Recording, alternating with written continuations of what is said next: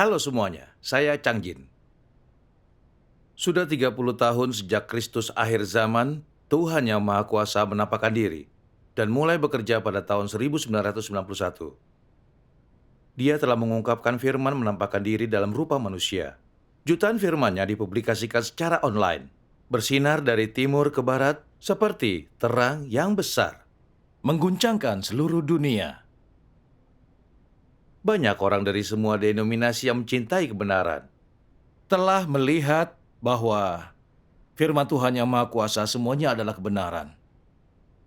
Setelah mendengar suaranya, mereka bersemangat menerima Tuhan Yang Maha Kuasa, diangkat ke hadapan tahtanya, dan menghadiri perjamuan kawin anak domba. Makan dan minum firman-Nya terkini setiap hari, menikmatinya dari air kehidupan. Hati mereka makin tercerahkan dan telah memahami banyak kebenaran. Mereka mendapatkan pengembalaan pribadi dari Tuhan. Watak rusak mereka ditahirkan dan diubah melalui penghakiman Tuhan. Dan mereka punya kesaksian yang indah. Mereka telah dijadikan pemenang sebelum bencana oleh Tuhan, menjadi buah sulung, mendapatkan perkenanan dan berkat Tuhan. Sekarang ini, gereja Tuhan Yang Maha Kuasa bermunculan di seluruh dunia seperti tunas setelah musim hujan. Dan umat pilihannya berupaya keras mengabarkan Injil Kerajaan Tuhan, memberi kesaksian tentang nama Tuhan Yang Maha Kuasa. Makin banyak orang dari semua negara dan denominasi yang menerima pekerjaan akhir zaman Tuhan. Injil Kerajaan ini tersebar luas dengan kekuatan yang tak terbendung, sepenuhnya menggenapi nubuat Alkitab. Dan akan terjadi pada akhir zaman, bahwa gunung rumah Yahweh akan ditegakkan di puncak gunung-gunung dan akan ditinggikan di atas bukit-bukit. Semua bangsa akan datang berbondong-bondong ke sana.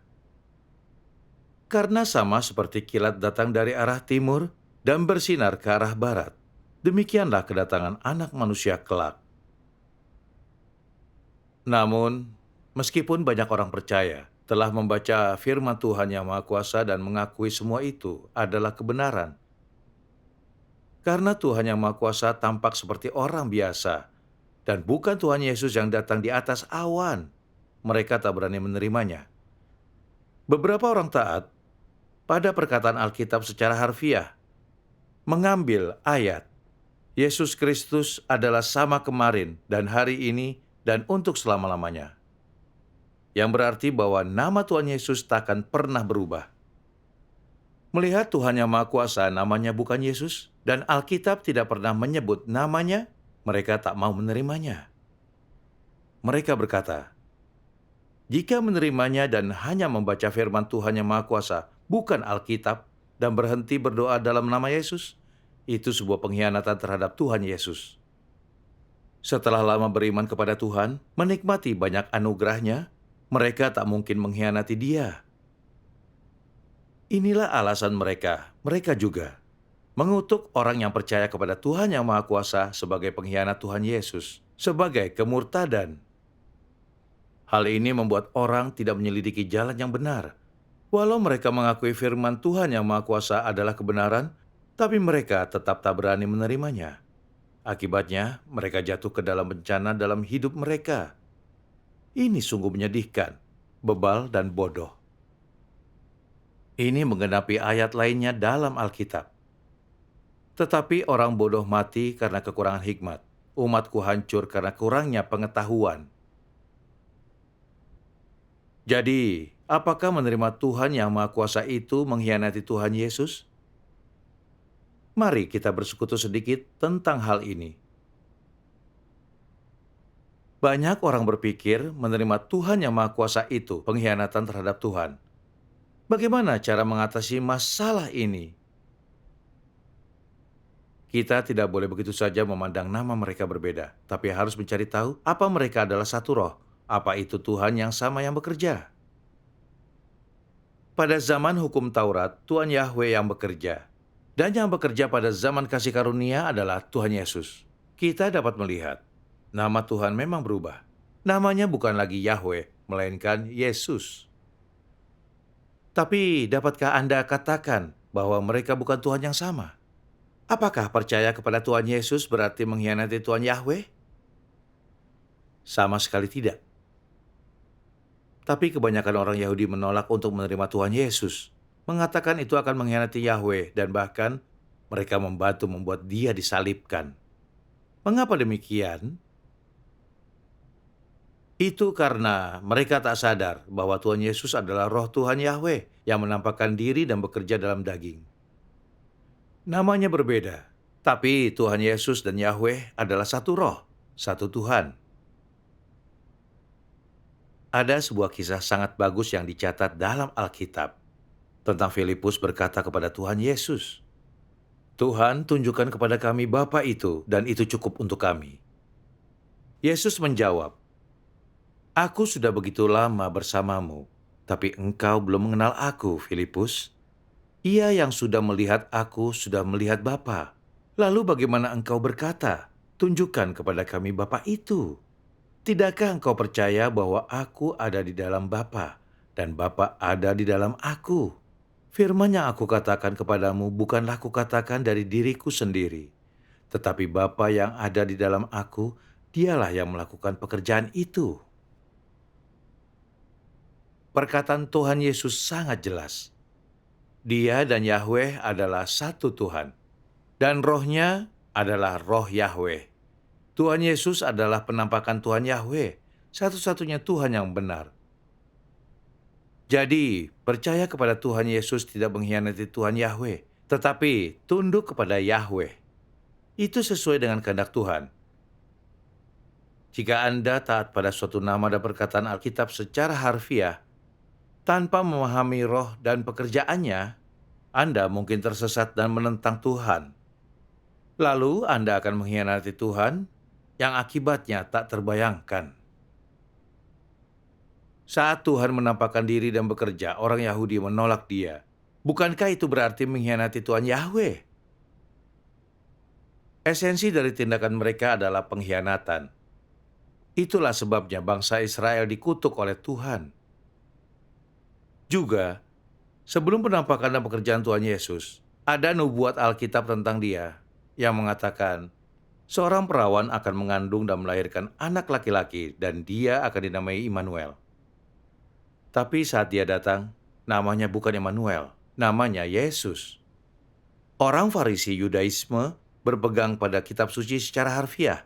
Dan karena nama baru Tuhan tak sama, mereka berupaya untuk menyangkal dan mengutuk Tuhan.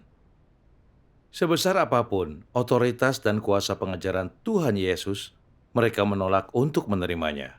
Dan akhirnya, dia dipakukan di kayu salib, melakukan dosa yang kejam, dikutuk dan dihukum oleh Tuhan. Ini sungguh pelajaran yang menggugah pikiran. Jadi, dalam hal menyambut Tuhan, haruskah kita taat pada kitab suci secara harfiah? Dan hanya memegang nama Yesus? Hal itu akan berakhir dengan menentang dan mengutuk Tuhan. Ini adalah sesuatu yang banyak orang percaya tidak pahami, sehingga mereka taat pada Alkitab secara harfiah dan nama Yesus.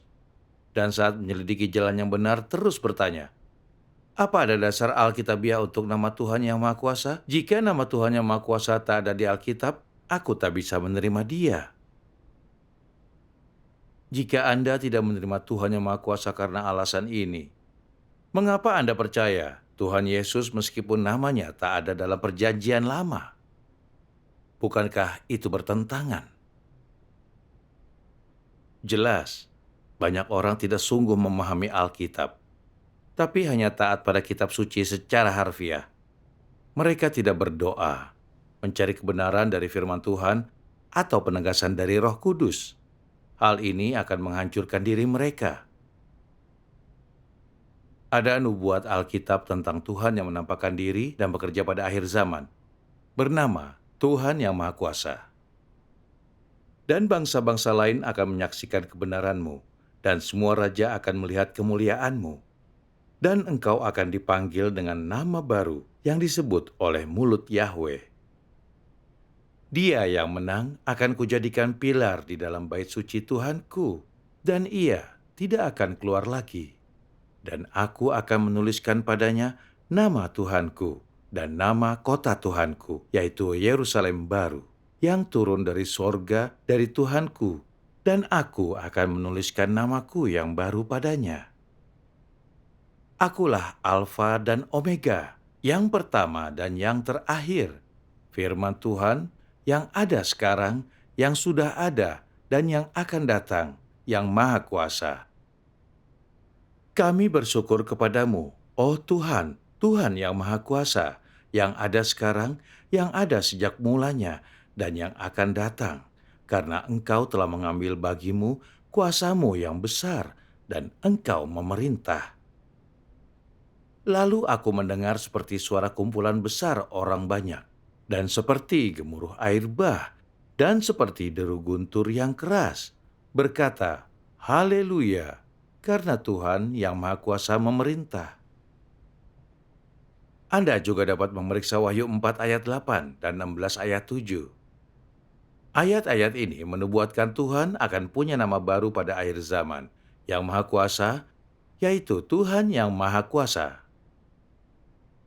Tuhan menampakkan diri pada akhir zaman dengan nama Tuhan yang Maha Kuasa, dan itu sudah lama direncanakannya. Semua orang yang menerima Tuhan yang Maha Kuasa telah mendengar suara Tuhan dan mengakuinya sebagai Tuhan Yesus yang datang kembali. Mereka telah menyambut Tuhan, diangkat ke hadapan tahtanya dan menghadiri perjamuan kawin anak domba. Mereka adalah orang percaya sejati, orang yang memiliki iman yang benar. Mereka telah menyambut dan mendapatkan Tuhan. Mereka yang tidak menyambut Tuhan akan mendapati iman mereka hilang dan lenyap. Mereka akan kehilangan Tuhan. Orang yang berpegang pada nama Yesus tidak mengenali suara Tuhan ketika dia datang. Mereka tidak mengenali Tuhan yang Maha Kuasa sebagai Roh Tuhan Yesus. Tanpa menerima kembali Tuhan Yesus, mereka percaya kepada Tuhan tanpa mengakui Dia. Itu berarti menentang Tuhan, dan mereka sungguh mengkhianati Tuhan Yesus. Apa arti mengkhianati Tuhan? Percaya kepadanya tanpa mengakuinya. Sekarang lebih jelas, bukan? Jadi, mengapa nama Tuhan terus berubah? Mengapa Dia menggunakan nama baru untuk setiap zaman? Sebuah misteri kebenaran ada di dalamnya.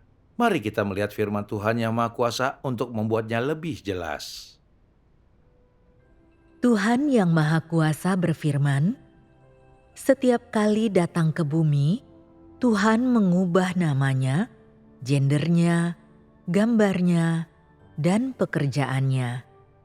Dia tidak mengulangi pekerjaannya. Dia adalah Tuhan yang selalu baru dan tidak pernah usang. Ketika pertama kali datang, Dia dipanggil Yesus. Dapatkah Dia tetap disebut Yesus apabila Dia datang lagi? Ketika pertama kali datang, Dia seorang laki-laki. Mungkinkah Dia menjadi laki-laki lagi kali ini? Pekerjaannya ketika Dia datang selama zaman kasih karunia ialah untuk dipakukan pada kayu salib. Ketika Dia datang lagi, mungkinkah Dia masih menebus umat manusia dari dosa? Mungkinkah Dia dipaku pada kayu salib lagi? Bukankah itu akan mengulangi pekerjaannya? Tidak tahukah engkau bahwa Tuhan selalu baru dan tidak pernah usang?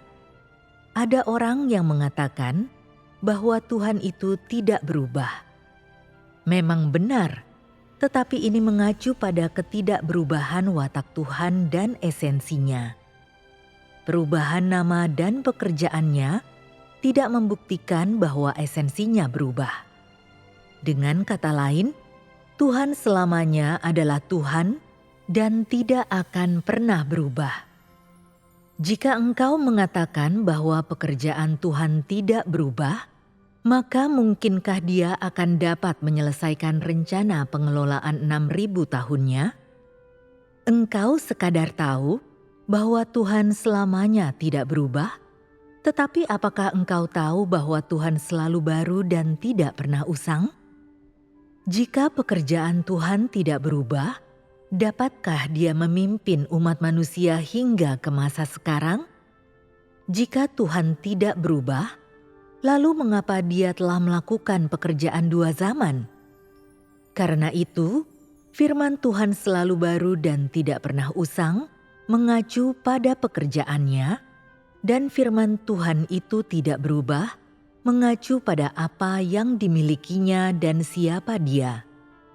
Terlepas dari itu, engkau tidak dapat membuat pekerjaan 6.000 tahun bergantung pada satu titik atau membatasinya dengan kata-kata mati. Hal seperti itu merupakan kebodohan manusia. Tuhan tidak sesederhana yang dibayangkan manusia, dan pekerjaannya tidak dapat tinggal dalam satu zaman saja. Yahweh misalnya, tidak dapat selalu merepresentasikan nama Tuhan. Tuhan dapat pula melakukan pekerjaannya dalam nama Yesus. Ini menandakan bahwa pekerjaan Tuhan selalu bergerak maju. Tuhan tetaplah Tuhan, dan Dia tidak akan pernah menjadi iblis. Iblis tetaplah iblis, dan dia tidak akan pernah menjadi Tuhan. Hikmat dan keagungan Tuhan, kebenaran dan kemegahan Tuhan tidak akan pernah berubah. Esensinya, apa yang dimilikinya dan siapa Dia tidak akan pernah berubah. Namun, pekerjaannya selalu bergerak maju, selalu lebih mendalam, karena Dia selalu baru dan tidak pernah usang. Tuhan mengenakan nama baru dan melakukan pekerjaan baru di setiap zaman. Demikian pula di setiap zaman, Dia mengizinkan makhluk ciptaannya melihat kehendaknya yang baru dan wataknya yang baru. Jika pada zaman baru orang gagal melihat pengungkapan watak Tuhan yang baru, bukankah mereka akan memakukan Dia pada kayu salib untuk selamanya? Kalau begitu, bukankah mereka mematok batasan tentang Tuhan? Yahweh adalah nama yang kupakai selama pekerjaanku di Israel, dan yang artinya Tuhan orang Israel yang dapat mengasihani manusia, mengutuk manusia, dan membimbing hidup manusia. Tuhan yang memiliki kuasa besar dan penuh hikmat.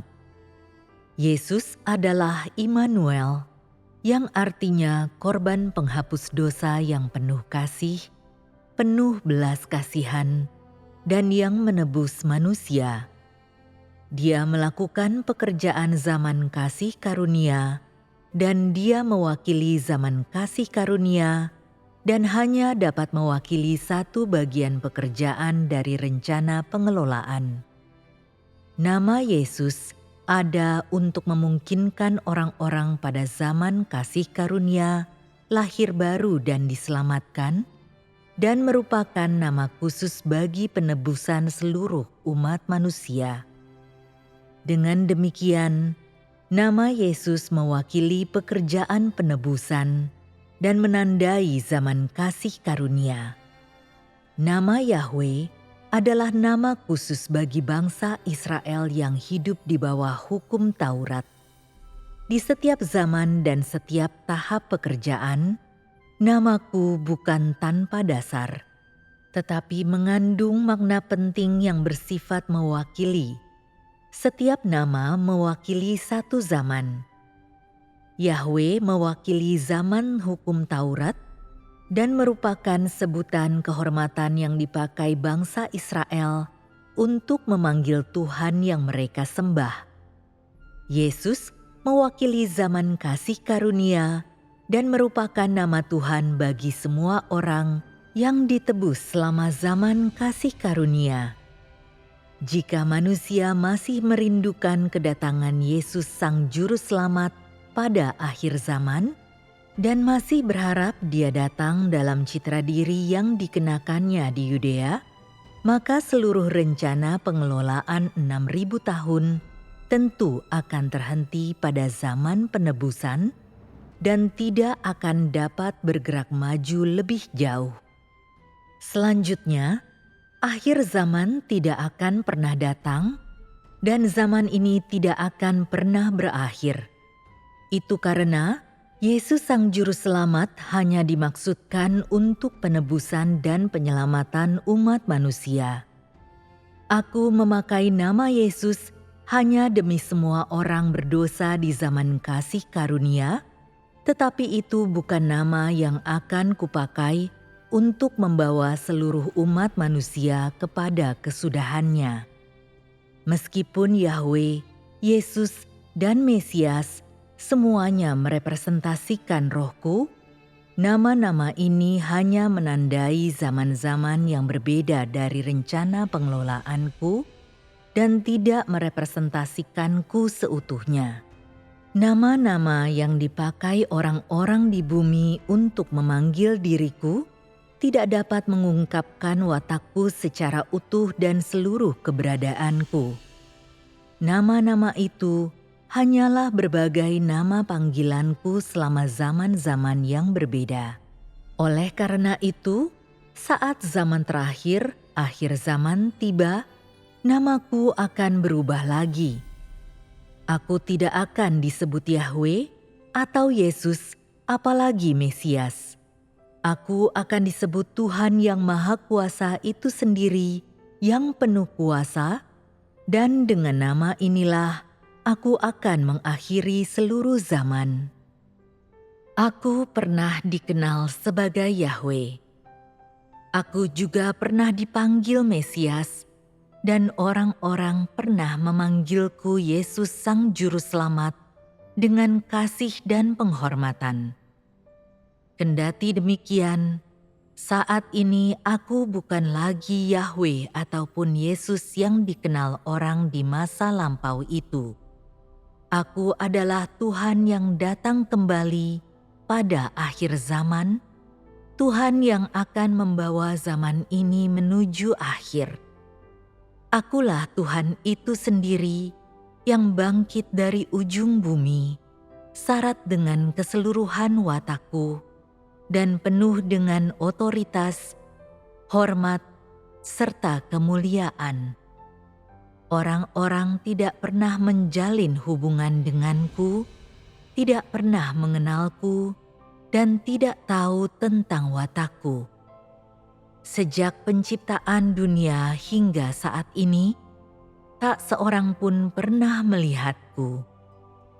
Inilah Tuhan yang menampakkan diri kepada manusia pada akhir zaman, tetapi tersembunyi di antara manusia. Dia berdiam di antara manusia, benar dan nyata, seperti matahari yang menyala-nyala dan api yang berkobar-kobar, penuh dengan kuasa dan syarat akan otoritas. Tidak ada satu orang atau perkara pun yang tidak akan dihakimi oleh firman-Ku, dan tidak ada satu orang atau perkara pun yang tidak akan disucikan melalui nyala api.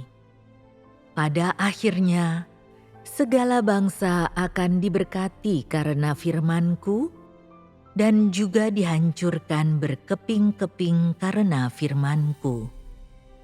Dengan demikian, semua orang pada akhir zaman akan melihat bahwa akulah Juru Selamat yang datang kembali, bahwa akulah Tuhan yang Maha Kuasa yang menaklukkan semua umat manusia.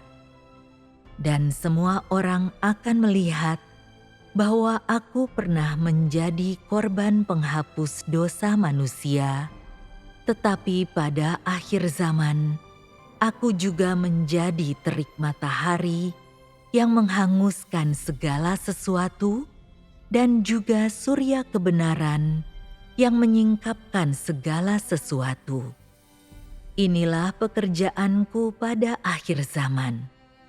Aku memakai nama ini dan memiliki watak ini, supaya semua orang dapat melihat bahwa akulah Tuhan yang benar, matahari yang menyala-nyala, dan api yang berkobar-kobar, supaya semua manusia dapat menyembahku, satu-satunya Tuhan yang benar, dan supaya mereka dapat melihat wajahku yang sesungguhnya.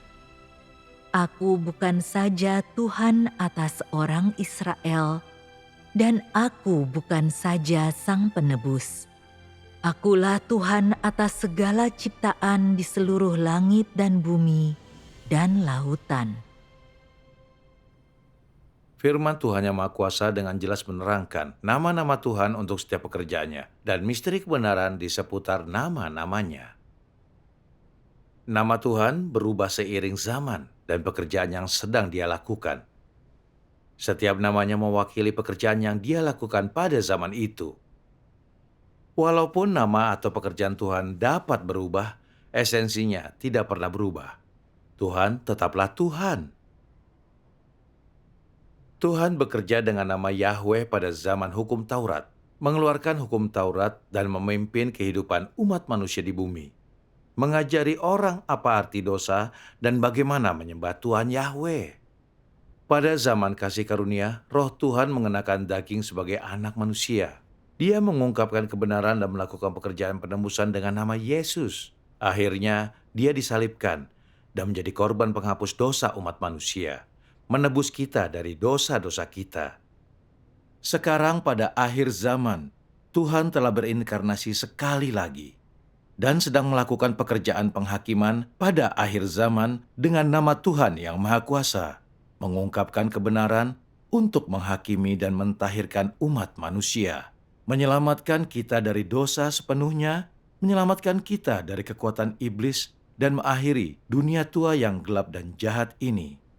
Dia akan memimpin manusia ke tempat tujuan yang indah. Inilah caranya rencana pengelolaan 6.000 tahun Tuhan untuk menyelamatkan umat manusia akan digenapi. Fakta pekerjaan Tuhan memperlihatkan kepada kita bahwa Yahweh, Yesus, dan Tuhan Yang Maha Kuasa masing-masing mewakili tahap pekerjaan Tuhan yang berbeda untuk menyelamatkan umat manusia. Di luarnya, nama Tuhan dan pekerjaannya berubah. Tapi esensi Tuhan tidak berubah. Watak Tuhan dan apa yang Dia miliki dan siapa Dia tidak pernah berubah. Dia tetap Tuhan satu-satunya yang memimpin dan mentahirkan serta menyelamatkan umat manusia.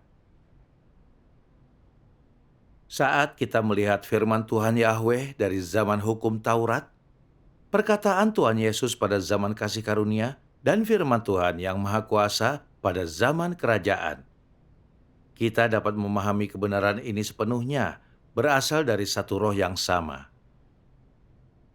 Karena perkataan Tuhan pada zaman yang berbeda, semuanya mengandung kasih-Nya, watak benarnya, dan apa yang Tuhan miliki dan siapa Dia. Kasih Tuhan, watak Tuhan, dan apa yang Dia miliki dan siapa Dia, semuanya membentuk esensi, kepemilikan, dan keberadaan dari satu-satunya Tuhan yang benar.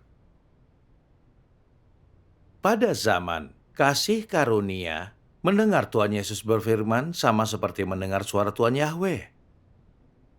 Ketika kita mendengar firman Tuhan Yang Maha Kuasa, seolah-olah Tuhan Yesus sendiri yang sedang berbicara kepada kita. Dan Tuhan Yahweh berbicara kepada kita. Ini membuktikan bahwa 3 tahap pekerjaannya dilakukan oleh satu Tuhan. Nama Tuhan berubah, tapi esensinya, apa yang Dia miliki dan siapa Dia dan watak benar yang Dia ungkapkan adalah sama, tak berubah sedikit pun. Semua pekerjaan Tuhan Yang Maha Kuasa merupakan kelanjutan dari pekerjaan Tuhan Yesus.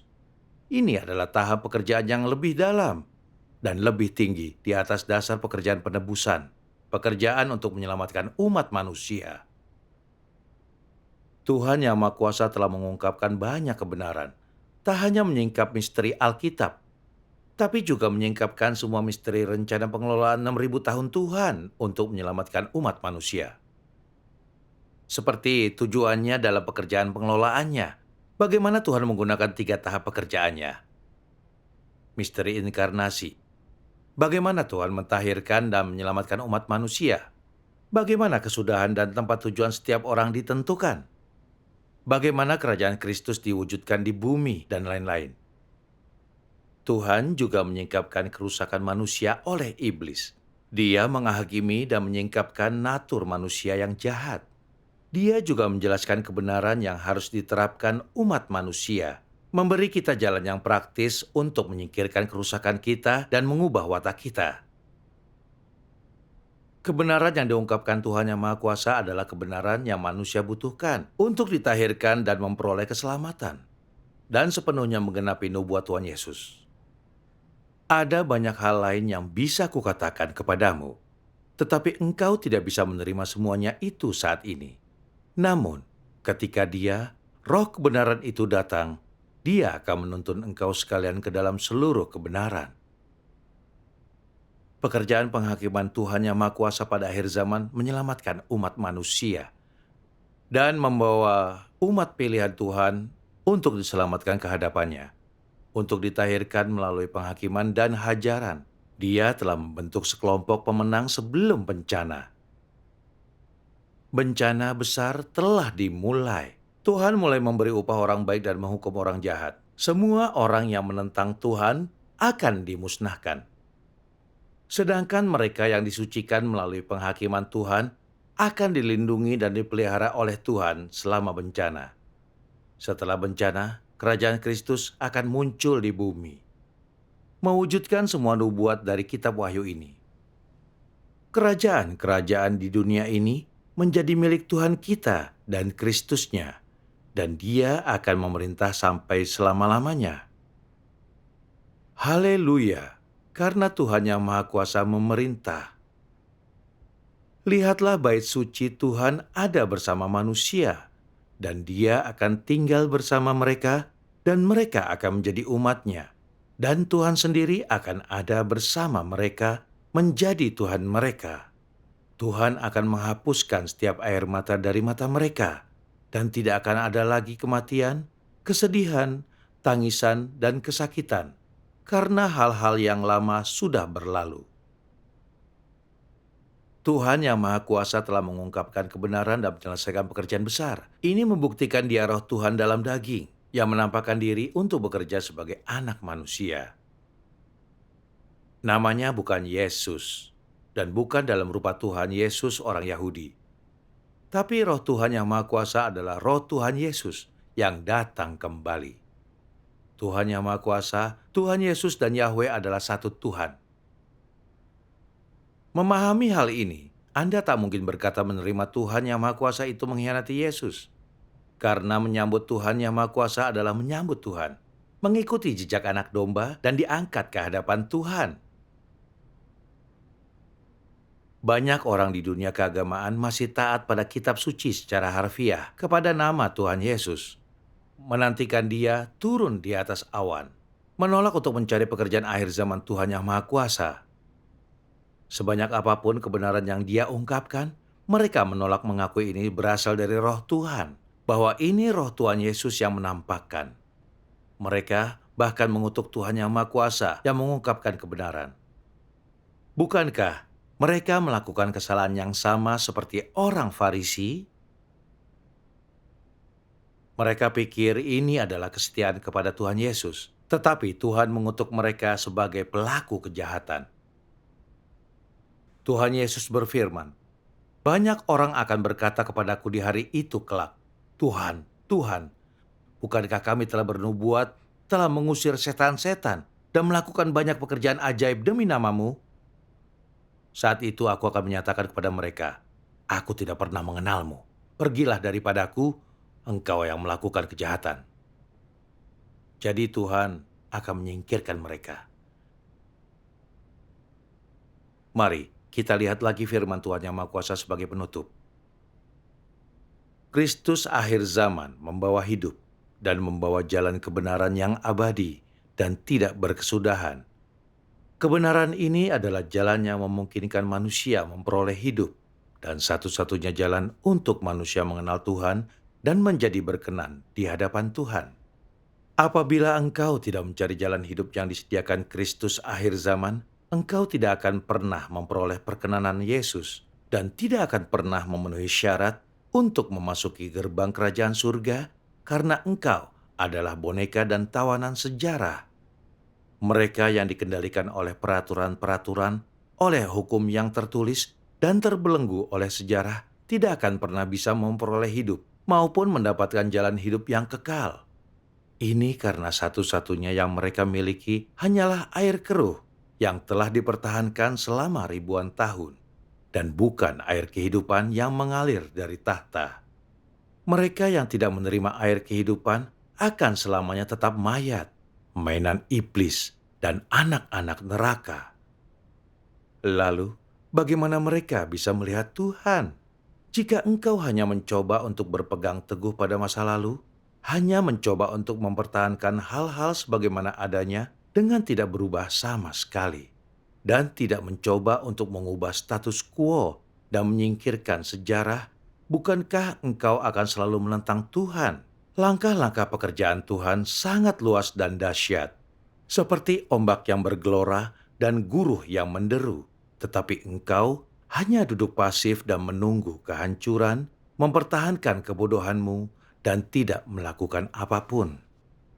Dengan cara seperti ini, bagaimana engkau bisa dianggap sebagai seorang yang mengikut jejak langkah anak domba?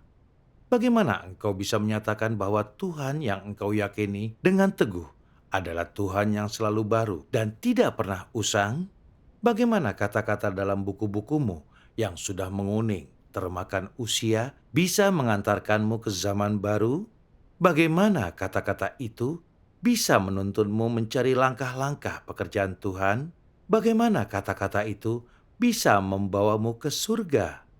Yang engkau pegang di tanganmu adalah hukum yang tertulis yang hanya bisa memberikan penghiburan sementara, bukan kebenaran yang bisa memberikan hidup. Kitab suci yang engkau baca hanya bisa memperkaya lidahmu, bukan kata-kata hikmat yang bisa membantumu memahami hidup manusia, apalagi jalan yang bisa menuntunmu menuju kesempurnaan. Apakah kesenjangan ini tidak memberimu alasan untuk merenung? Tidakkah ini membantumu memahami misteri yang terkandung di dalamnya? Mampukah engkau membawa dirimu sendiri ke surga untuk bertemu Tuhan dengan caramu sendiri? Tanpa kedatangan Tuhan, bisakah engkau membawa dirimu sendiri ke surga untuk menikmati kebahagiaan keluarga bersama Tuhan? Apakah sekarang engkau masih bermimpi? Jika demikian, aku menyarankan agar engkau berhenti bermimpi dan menyaksikan siapa yang sedang bekerja sekarang. Lihatlah siapa yang sekarang sedang melakukan pekerjaan menyelamatkan manusia pada akhir zaman. Kalau engkau tidak melakukan itu, engkau tidak akan pernah mendapatkan kebenaran dan tidak akan pernah memperoleh hidup. Itu saja dari kami hari ini. Jika Anda memiliki pertanyaan, silakan tinggalkan komentar di bawah ini. Teruslah bergabung bersama kami dalam mencari iman sejati dan bantuan yang lebih nyata. Sampai jumpa lagi.